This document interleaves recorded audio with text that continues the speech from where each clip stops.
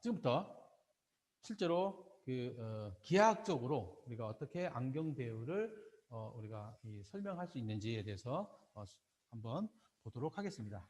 그렇죠? 자, 두 번째.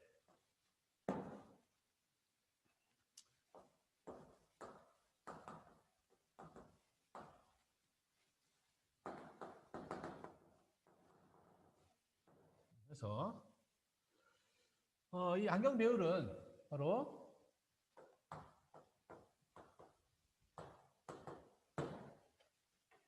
그 형태가 있어요. 그죠? 이 형태가 있는데, 즉, 변수라고 하는 게 있죠. 자, 이 안경 배우를 결정짓는 요소가 있습니다. 이 결정짓는 요소가 우리 제가 앞서 이렇게 서론에서 이 말로 설명을 했던 것처럼 FR이라고 해서 리프렉티브 팩터라고 해서 굴절력 계수하고 이게 이렇게 씁시다.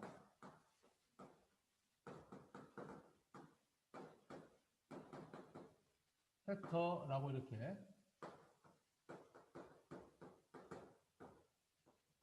계수하고 그다음에 FS라고 해서 쉐이프 팩터라고 이렇게 합니다. 쉐이프 팩터. 이거는 이제 형상 계수가 되겠죠. 자, 형상 계수의 의존을 하는 게 되겠습니다. 자, 앞서 서론에서도 얘기했던 것처럼 우리가 렌즈 제작자 공식에 의해서 같은 굴절력을 갖고 있는 이 렌즈인 경우에도 이 D1하고 D2에 따라서 D2의 조합으로 이렇게 굴절력이 결정이 되는데 그 렌즈의 형태가 다름에 따라서도 상의 크기의 변화가 약간 있을 수 있다는 것이죠. 자, 그래서 실제로 우리가 굴절력에 의한, 즉 렌즈의 굴절력에 의한 이 변수가 있을 것이고요. 그리고 렌즈 모양에 대한 그런 것도 이 변수도 있을 것이다. 우리가 여러분들 기하광학을 할 때 우리 처음에 굴절력이라고 하는 그런 개념을 이해를 할 때 우리가 배웠었던 내용 중에 하나가 바로 이제 그 쉐이프 팩터가 되겠습니다. 자, 이거는 아까 방금 얘기했던 것처럼 같은 굴절력인데 D1하고 D2의 어떤 굴절력의 조합으로 이루어져 있는데 그 D1하고 D2의 면 굴절력이라고 하는 것은 이 D1이 만드는 또는 D2가 만드는 이 곡률 반경하고 관계가 있습니다. 그렇죠? 그래서 그 곡률 반경에 의해서 상의 크기가 바뀌는 경우를 얘기를 하고요. 자, 그리고 이거는 굴절력에 의해서, 즉 우리가 우리 친구 안경을 비교했을 때 시력이 더 나쁜 친구들 같은 경우는 굴절력이 큰 경우를 말하죠.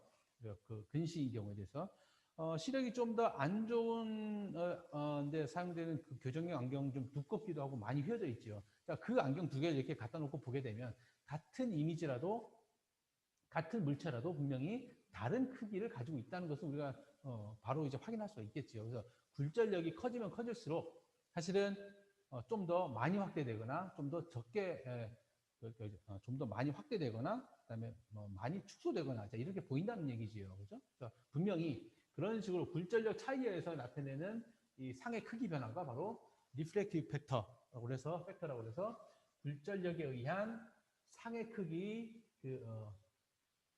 변화 계수, 변화 인자라고 해서 이 리프렉티브 팩터라고 해서 FR이라고 이렇게 표시할 겁니다. 자, 그리고 아까 얘기했던 것처럼 똑같은 굴절력임에도 불구하고 렌즈의 모양에 따라서 상의 크기의 변화가 있는 걸 바로 이제 쉐이프 팩터라고 이렇게 얘기합니다. 그래서 쉐이프 팩터라고 해서 결국 우리가 궁극적으로 안경 렌즈에 의한 안경 배율이라고 하는 것은 바로 리프렉티브 팩터하고 그다음에 쉐이프 팩터의 이 합성으로 이제 최종 결정이 된다라고 하는 것을 이제 알 수가 있겠다는 것이죠. 그래서 그 두 개에 대해서 각각 우리가 살펴보도록 하겠습니다. 알겠죠? 그래서 첫 번째.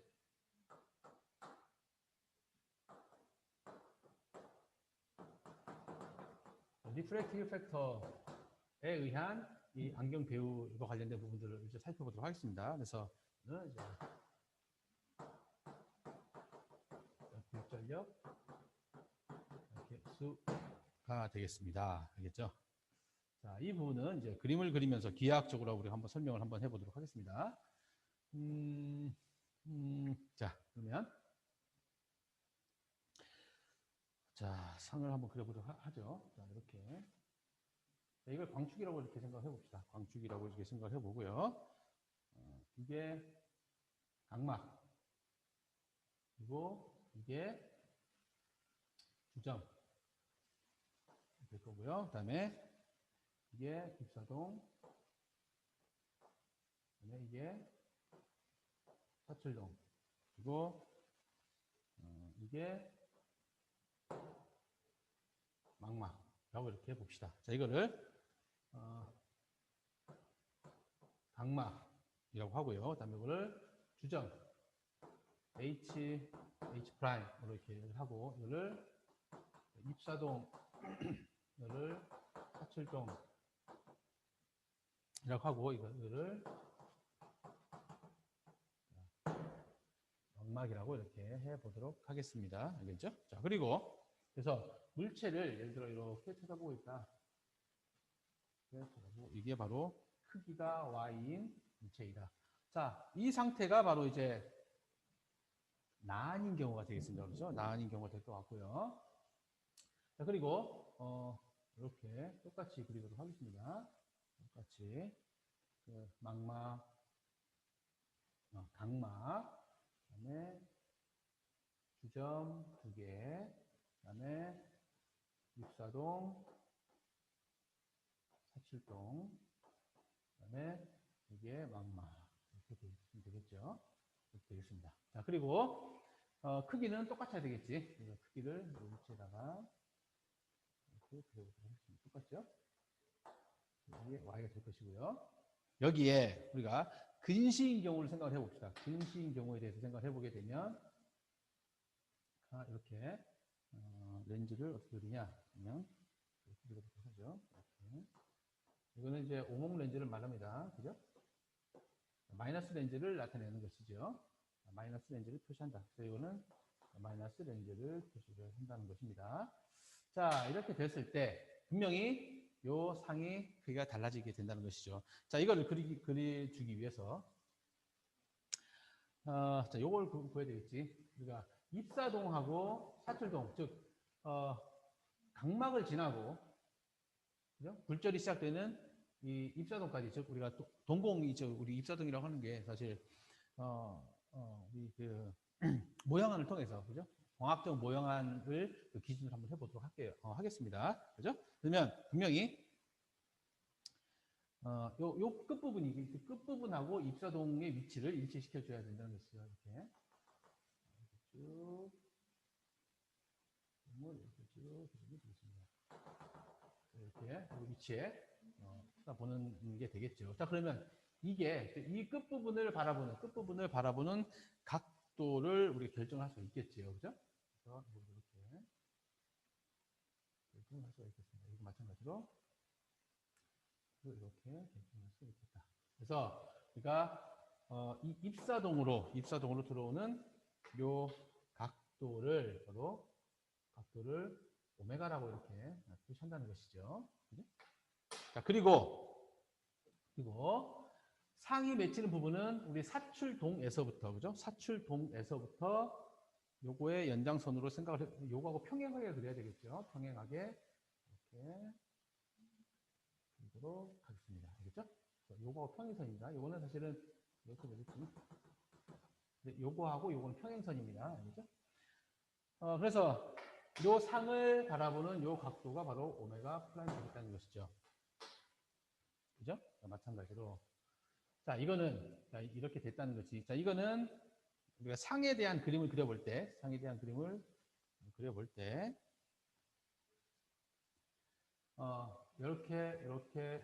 이렇게 만약에 이거지. 나안인 경우, 굴절 이상인 경우에 대해서는 분명히 상이 어떻게 매치게 되냐면 바로 이렇게 근시인 경우에 대해서는 이렇게 매치게 되겠죠. 그죠? 자, 그리고 만약에 원시인 경우에 대해서는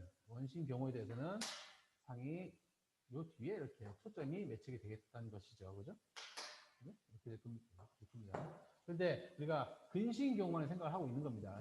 근시인 경우만을 생각을 했을 때 근시를 교정해 주기 위해서는 초점이 뒤에 맞춘 거를 우리가 앞에 이렇게 표시해 줘야 되겠죠. 그래서 이렇게 마이너스 렌즈를 가지고 교정을 해주게 되면 요 위치가 이렇게 이동을 하겠죠. 그래서 그 선명한 상이 이게 발생을 하게 될 것이고요. 자, 이거를 블러 이미지라고 이렇게 얘기를 하죠.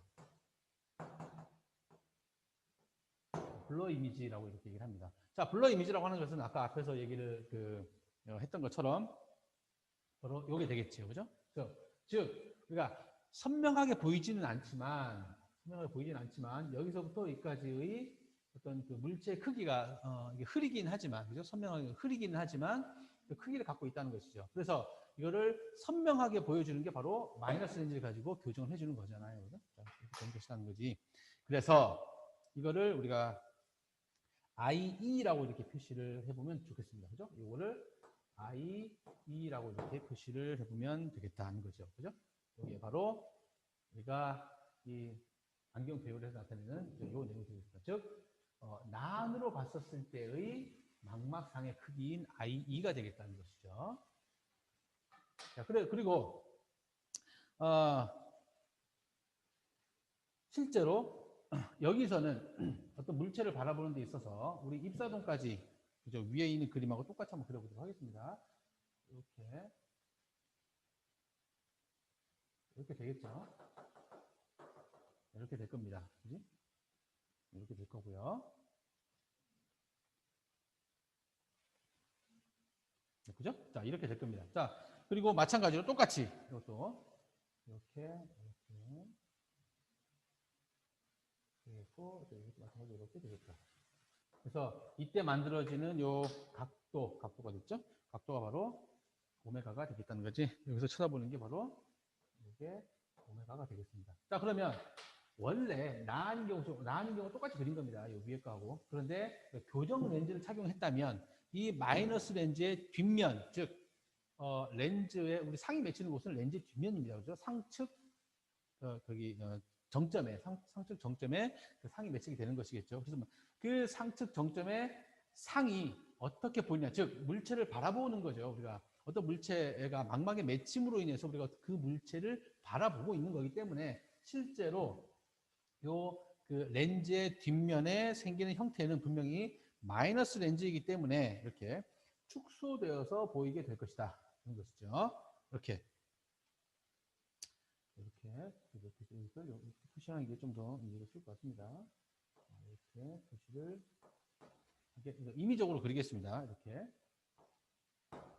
될 것이라는 얘기죠. 자, 이거는 그 끝점을 어디로 보게 될 것이냐 하면 바로 이렇게 보게 되면 되겠죠. 이거를 요 끝점하고 즉 상이 맺히는 곳, 그죠? 상을 바라보는 것이기 때문에 상을 바라본다는 얘기는 실제로 렌즈 뒤에 이 물체가 어떻게 보이는지를 나타내는 것이기 때문에 기준점을 이렇게 두는 것입니다. 그래서 요 첫 부분하고 이 나중 부분을 이어야 되겠지. 그래서 요 글을 그림을 한번 그려보도록 하겠습니다. 여러분들은 자를 가지고 정확하게 그려보기 바라겠습니다. 자, 이렇게 되면 분명히 요 연장선인, 즉 요거하고 쭉 요거의 연장선이 이렇게 분명히 상에 이렇게 맺히게 된다는 것이죠. 그래서 여기에 있는 상이 이렇게 이동을 해서 이렇게 보여지게 된다는 것입니다. 그림상으로는 좀 커 보이긴 하지만, 아무튼 요 파란색하고 요 파란색은 연장선입니다. 연장선으로 이렇게 그리면 되겠죠. 그렇게 되면 요 상이 맞았던 그 선명한 이미지가 요 망막으로 이동을 해서 결국 이렇게 상을 만들어내고, 이때 만들어져 있는 상의 크기가 바로 I의 M이 되겠습니다. 그렇죠? 그래서 이거는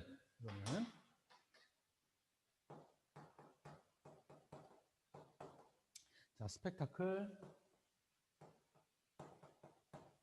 코렉티드 이미지 라고 이렇게 얘기할 수 있겠죠. 그래서 이때 IM이 된다는 것이죠. 그래서 상의 크기가 이렇게 블러한 선명하지 않은 경우에 대해서 선명한 상의 크기를 이렇게 구할 수가 있다는 것이 주 내용이 될 것 같습니다. 자, 그리고 이 상을 바라보는 각이 바로 오메가 플라임 되겠죠. 그죠? 이렇게 될 것이다. 그리고 여기서는 이 하얀색으로 되어 있는 부분이 바로 이제 오메가이고, 그리고 이렇게 파란색으로 이렇게 되어 있는 이 부분이 바로 각도가 오메가 플라임 되겠지요. 그죠? 오메가 플라임이야. 그래서 이거는 오메가이고, 이거는 오메가 플라임이다. 라고 하는 것이죠. 그래서 같은 축선상에, 지금 이제 입사동, 사출동 다른 위치이긴 하지만, 같은 축선상에 놓게 되면, 오메가하고 오메가 플라임의 비율을 갖고 우리가 상의 크기를 결정할 수 있다. 라는 그런 얘기가 되겠습니다. 그래서, 정리를 한번 해보게 되면, 여기서,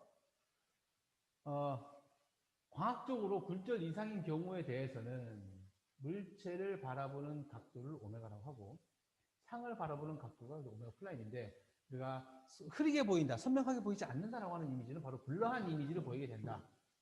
그러니까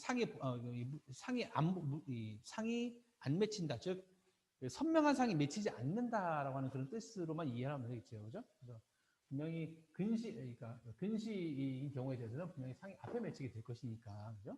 그래서 그러면 분명히 여기 그림에서도 여러분들이 볼 수 있는 것처럼 요 블러한 이미지하고 여기하고 분명히 상의 크기의 차이가 분명히 있는 것이죠. 그죠? 선명한 건 좀 작아야 된다. 그러면 이 작은 위치까지 망막을 이동시키거나, 그죠? 망막을 실제로 이동시킬 수는 없으니까 이 선명한 상을 뒤로 밀어야 되겠죠. 자, 그렇게 하기 위해서는 마이너스 렌즈로 교정을 해줘야 됩니다. 그죠? 마이너스 렌즈 교정을 해주는데, 이 마이너스 렌즈를 가지고 교정을 했었을 때 분명히 그 선명한 상이 얻어지겠죠. 이 선명한 상은 분명히 블러한 이미지, 즉 난으로 봤었을 때 상의 크기하고 분명히 다르다라고 하는 것을 알 수 있지요. 그죠? 다른 거를 우리가 서로 비교해 보는 게 바로 안경 배율이다라고 하는 것이죠. 그래서 이 그림으로부터 우리가 알 수 있는 게 바로 이 감마죠. 감마 SM이라고 하는 것은 우리가 아까 썼던 것처럼, 또는 이제 이렇게 쓰기도 합니다. 그 Magnification of Spectacle Lens라고 해서 SPC 이렇게 표시하기도 합니다. 자, 이거는 방금 아까 우리 저 앞부분에서 얘기했던 것처럼 선명한 이미지 오브 블러한 이미지의 크기로서 이렇게 안경 배율을 정의를 할 수가 있다라고 하는 그런 내용이 되겠습니다. 그렇죠? 그래서 이 내용을 다시 한번 우리 말로 한번 설명을 한번 해보도록 하겠습니다. 우리 개념적으로 우리가 처음 다루는 그 개념이기 때문에 우리가 알고 있는 것처럼 우리가 실제로 경험들도 하고 있죠.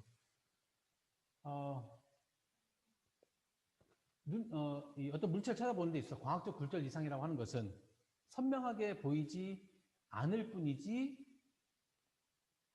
상이 맺히지 않는다는 뜻은 아니잖아요. 그래서 그러면 난인 경우하고 안경 렌즈를 착용을 했었을 때의 상의 크기가 분명히 차이가 난다라고 하는 걸 경험적으로 다 알고 있습니다. 근데 그 상의 크기를 결정을 하는 요소가 여기 나타낸 것처럼 리프렉티브 팩터라고 하는 것하고 쉐이프 팩터라고 하는 것이 있겠습니다. 그렇죠? 리프렉티브 팩터라고 하는 것은 시력이 좀 더 큰 굴절력을 가진 렌즈를 통해서 본 이 물체 크기하고, 그다음에 굴절력이 작은 렌즈를 갖고 어떤 똑같은 물체 찾아봤을 때 그 크기가 다르다는 것을 다 알고 있습니다. 이게 바로 리프렉티브 팩터가 되겠죠. 그죠? 그리고 것이고, 쉐이프 팩터라고 하는 것은 같은 굴절력이더라도 우리 렌즈 제작적 공식에서 알 수 있는 것처럼 각 렌즈를 구성하고 있는 제1면하고 제2면의 곡률 반경의 차이에 따라서도 분명히 상의 크기가 영향을 받는다라고 하는 그런 것이 되겠죠. 같은 굴절력이지만 여러 가지의 모양에 따라서 그 모양으로 교정을 할 수 있다라고 하는 게 렌즈 제작적 공식이니까. 자, 그런 걸 생각을 해보면 상의 크기를 결정하는 요소는 바로 리프렉티브 팩터하고 쉐이프 팩터이다 라고 하는 그런 얘기가 되겠습니다. 그래서 지금부터는 이 두 가지의 리프렉티브 팩터하고 쉐이프 팩터인 경우에 대해서 좀 더 자세하게 설명을 좀 해보도록 하겠습니다. 자, 우리가 여러분들이 지금 보고 있는 내용에서처럼 이 상황에 대해서 우리가 광학적 굴절 이상인 경우에 대한 상의 크기에 대한 비율이 우리 안경 배우려고 하는 것에 대해서 우리가 이해를 했고요. 그러면 실제로 그 상의 크기를 우리가 그 굴절력에 따라서 어떤 변화가 있을지와 관련된 부분도 지금부터 보도록 하겠습니다. 그렇죠? 그러면 그렇게 하다 보면 사실은 우리가 기하학적으로 그 해석을 해야 될 부분들이 있겠죠. 그걸 한번 써보도록 하겠습니다. 자, 우선 우리가 알고 있는 것처럼 그러니까 렌즈에서부터 이게 중요하니까 렌즈에서부터 요까지의 거리가 있겠죠. 거리가 바로 이 화살표 방향이 중요합니다. 이 거리가 바로 정점 간 거리가 되겠습니다. 그렇죠? 이 부호는 마이너스가 되겠습니다. 네, 마이너스 표시 이렇게 하겠습니다. 우리 부호 규약에서 그죠? 이 정점에서부터 여기 렌즈 정점에서부터 이 주점 그 입사동까지의 어떤 그 거리가 바로 이 정강거리라고 이렇게 항상 얘기하도록 하겠습니다. 자, 그죠? 자, 그리고 실제로 상위 매치는 여기까지의 거리가 여기서부터 여기까지의 거리가 바로 마이너스 렌즈인 경우에 대해서는 그 렌즈 앞면에 초점이 매치게 되잖아요. 그죠? 그래서 여기까지의 거리를 F' 초점 거리가 이렇게 상체 초점 거리가 이렇게 될 것입니다. 부호도 마찬가지로 마이너스가 되겠죠. 자, 그리고 원래 물체까지라고 하는 것은 우리가 선명하게 볼 수 있다라고 하는 그런 얘기라고 하는 것은 여기서부터 이렇게 주점에서부터 여기서는 입사동부터라고 이렇게 그림으로 나타냈는데 정확하게는 우리가 초점 거리도 여러 가지가 있을 수 있잖아요. 그죠? 우리가 기준 어디에서 잡느냐에 따라서. 그래서 뭐 보통 우리가 초점 거리라고 하는 것은 주점에서부터의 그 초점까지의 거리를 그 상측 초점, 물측 초점 거리라고 이렇게 얘기를 하지만 기하학적으로 해석을 하는 데 있어서 편의상 입사동에서부터 어쨌든 복합광학계이기 때문에 분명히 이 주점의 위치는 왔다 갔다 합니다. 그렇죠? 주점의 위치가 서로 다르기 때문에 편의상 우리가 입사동을 기준으로 해서 물체를 바라보는 것 또는 상을 바라보는 것, 기준점을 잡기 위해서 편의상 이렇게 두는 것입니다. 그러면 입사동에서부터 우리 물체까지의 그 초점 거리라고 하는 게 바로 F가 되겠죠. 자, 이렇게 될 것이다. 가 되겠습니다. 이것도 마찬가지로 부호는 마이너스가 되겠죠. 이렇게 일단 하시죠. 이렇게 되겠지? 붙여야 되겠네. 자, 여기까지 거리를 물측 초점이라고 해서 F로 표시하겠습니다.